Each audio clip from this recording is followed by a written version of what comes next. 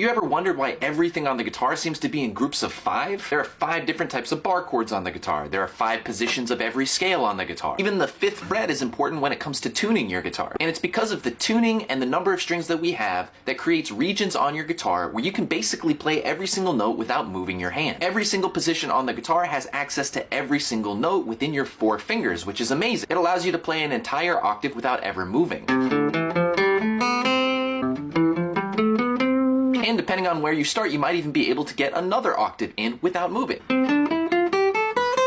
And this leads you to distinct positions on the guitar that you can play. You can discover this by trying to find one note, let's say the C note, on every single string so that you can find the positions where you can start the C scale or anything that you want to play using C. There's a C scale position right here on the 3rd fret, so I probably have my fingers lined up 1, 2, 3, 4 on those frets, and then I have access to every single C scale note that I want. Of course, you have another option of notes from that same starting position that allows you to use the same C here, but access notes further down your fretboard on the 3rd to 5th fret positions. The next available C is right here on the 8th fret of the E string, which allows you to create a C scale all the way down your 5th and 8th frets on the guitar. And then you can pivot that over and again find access to a different set of notes across the 8th fret into the 10th fret now.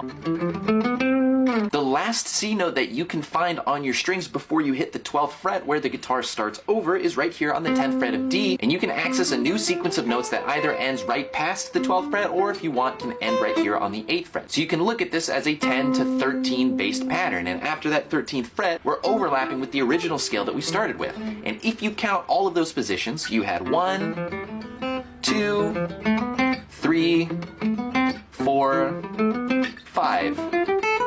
And at that point, you run out of C scale notes and you start to move along. And this proves our rule of 5s on the guitar. So why do you want to know this, and what does this do for you? Well, it gives you the very important knowledge of what your goal should be on the guitar. If you know a scale like the pentatonic scale, and you're wondering, well, how do I learn this scale all the way down the neck of the guitar? Well, you can break the pentatonic scale down into 5 distinct shapes. You need to learn every single shape of the pentatonic scale to cover the fretboard, and if you know one of them, then you know that you have 4 more left to go. The 5 shapes of the pentatonic scale are really important for you to learn and start mastering your scale and using it all the way down the fretboard.